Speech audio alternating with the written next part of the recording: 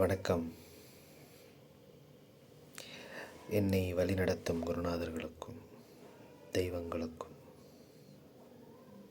அருட்பெருஞ்சோதி ஆண்டவருக்கும் குரு வணக்கம். இன்றைக்கி நம்ம சிவவாக்கியரைய பாட்டு பார்க்க போகிறதில்ல.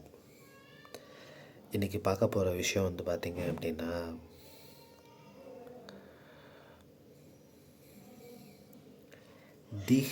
தீட்சைன்னு சொல்கிறாங்க இல்லையா எல்லாருமே, தீட்சை அதை பற்றி தான். இப்போ நிறைய பேர் பார்த்திங்கன்னா, நான் குறை சொல்கிறேன்னு நினைக்காதீங்க. இது குறை சொல்லணுன்ற, யாரையும் குறை சொல்லணும் அப்படின்ற நோக்கத்தில் இந்த விஷயத்தை நான் பேச போகிறதில்ல. இப்போ நம்ம பார்த்திங்கன்னா, நம்ம எல்லாருக்கும் லைஃப்பில் ஒரு பிரச்சனை இருக்குது இல்லையா? கேட்டுட்ருக்கிறவங்கள்ட்ட பார்த்திங்கன்னா, சில பேர் கடன் பிரச்சனை இருக்கும், சில பேருக்கு கணவன் மனைவிக்குள்ள பிரச்சனை இருக்கும், பிள்ளைங்க பேச்சு கேட்க மாட்டாங்க, பொருளாதார பிரச்சனை இருக்கும், பல விதமான பிரச்சனை இருக்கும். சில பேர் குழந்தைங்க இருக்காது. இந்த மாதிரி ஒவ்வொருத்தருக்கும் ஒரு பிரச்சனை இருக்கும். இப்போ அந்த பிரச்சனைக்கு மூல காரணம் என்ன அப்படின்னு நம்ம உணர மாட்டோம்.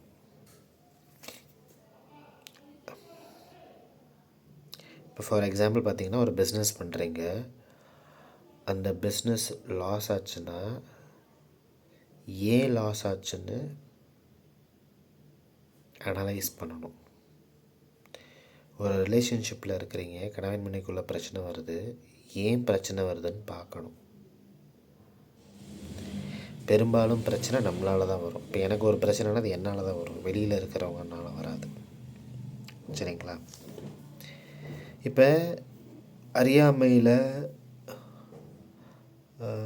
சில தவறுகள்னால, அவங்கவுங்க செய்கிற தவறு, வெளியில் இருக்கிறவங்க இல்லை, அவங்கவுங்க செய்கிற தவறு அப்படின்றதுனால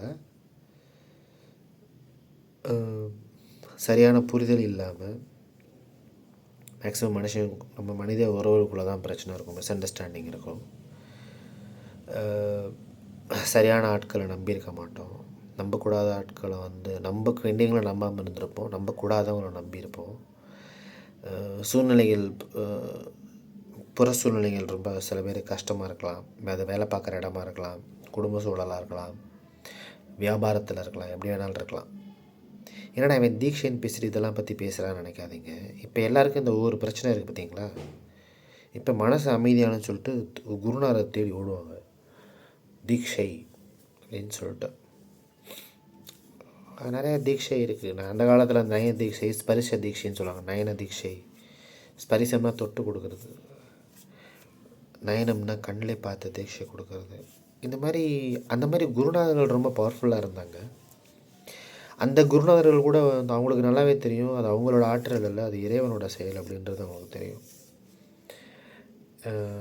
அதனால் அவங்க அது அவங்க தான் பண்ணிக்கிறேன் அப்படின்னு சொல்லிக்க மாட்டாங்க. அவங்களால தான் அந்த தீட்சை கொடுக்குறாங்க. ஃபஸ்ட்டு தீட்சைனா என்னன்னு தெரியணும். தீட்சைன்றது ரொம்ப இனிமைங்க. இறைவனோட அருள் தாங்க தீட்சை. நீங்கள் இறைவனை உணரணும் மட்டும்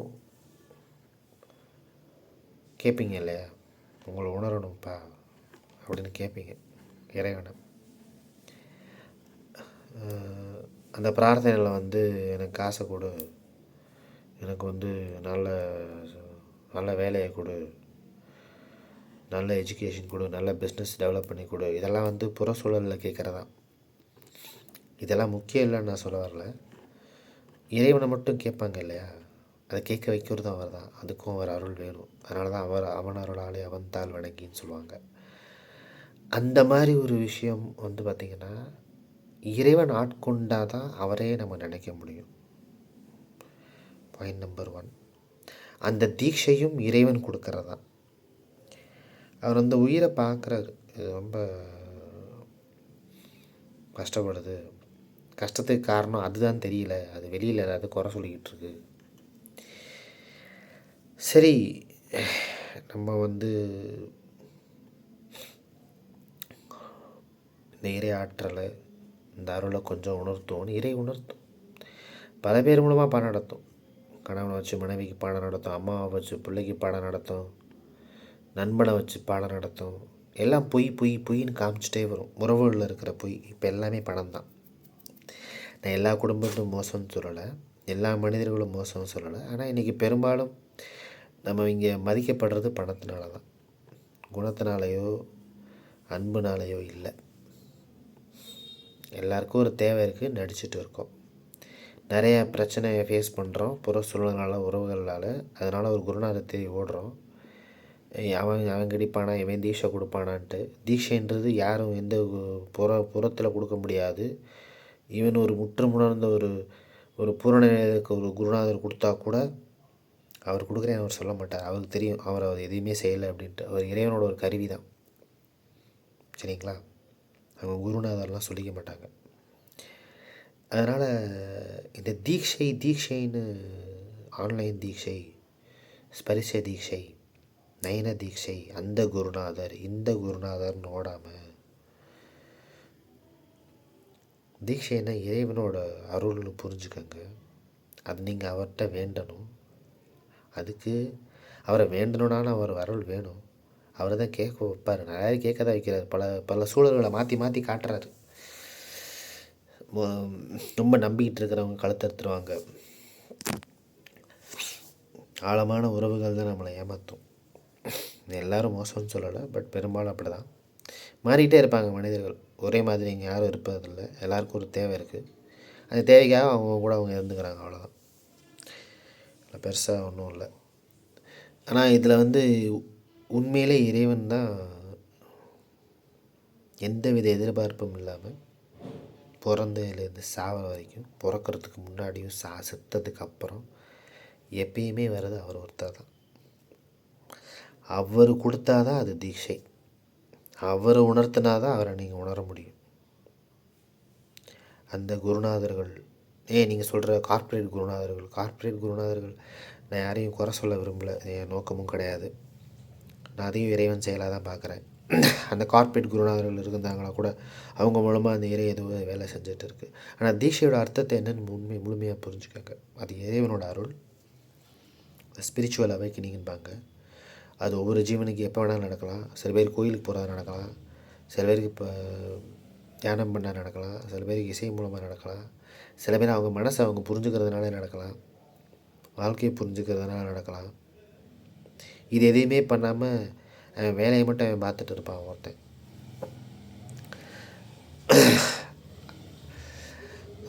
அவனுக்கு இறை நம்பிக்கை கூட இருக்காது, ஆனால் அவனுக்கு அன்பு நிறையா இருக்கும். மற்றவங்களை பார்த்தா இறக்கப்படும், உதவி பண்ணுவான். அதுவும் ஆன்மீகம் தான், ஆனால் அது அவங்களுக்கு தெரியாது. அந்த மனிதர்கள் கூட நல்லா நிலைக்கு வருவாங்க. அதுவும் தீட்சை தான். இறைவன் எப்போ வேணாலும் யாரை வேணாலும் ஆட்கொள்ளலாம். சரிங்களா? இந்த ஸ்பிரிச்சுவல் அவேக்கனிங்கிறது இறைவன் மூலமாக தான் நடக்குதே தவிர மற்ற குருநாதர்கள் ஒரு கருவி தான். அதனால் யாராவது என்னால் தான் நடக்குது அப்படின்னு சொன்னாங்கன்னா அந்த குருநாதரோ அந்த சம்மந்தப்பட்ட ஆள் அது பக்குவப்படலைன்னு தான் அர்த்தம். சரிங்களா? அதனால் தீட்சைன்னு தேடி ஓடாமல்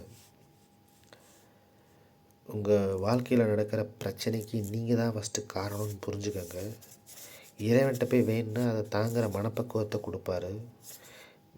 உங்களுக்கு புரிய வைப்பார், எல்லாமே செய்வார். ஆனால் நீங்கள் தான் உங்களை சரி பண்ணிக்கணும். அதுவும் உங்களுக்கு புரிய வைப்பார். சரிங்களா? எல்லாத்தையும் நீங்கள் தப்பு பண்ணிவிட்டு அவர் மேலே பழிய போட்டிங்கன்னா எந்த பிரயோஜனமும் கிடையாது.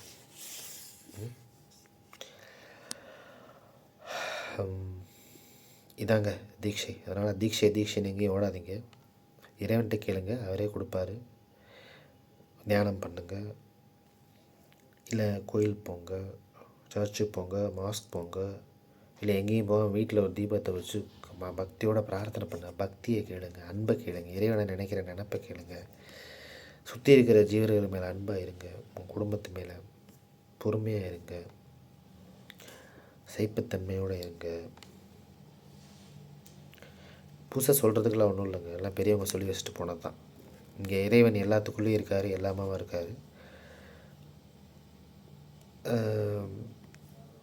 அதை உணர்றது தான் எல்லாமாவும் அவர் தான் இருக்காருன்னு நீங்கள் உணர்ந்துட்டிங்கன்னாவே போதும். அதுக்கும் அவரோட அருள் வேணும். அதுக்கு கொஞ்சம் உணரணும். படிக்கிறதோ வீடியோ பார்க்குறதோ இல்லை, அதுக்கு உட்காந்து கொஞ்ச நேரம் தியானம் பண்ணுங்க. அதை உணரணும்ப்பா அப்படின்னு கேளுங்க அவர்கிட்ட, அவர் உணர்த்துவார். உங்களுக்கும் அந்த தேடல் இருக்கணும். அவர் உணர்த்தினாலும் அதை புரிஞ்சுக்கிட்டு தேடணும். கொஞ்சம் அதை வந்து உணர்றதுக்கான நேரத்தை கொடுக்கணும். சரிங்களா?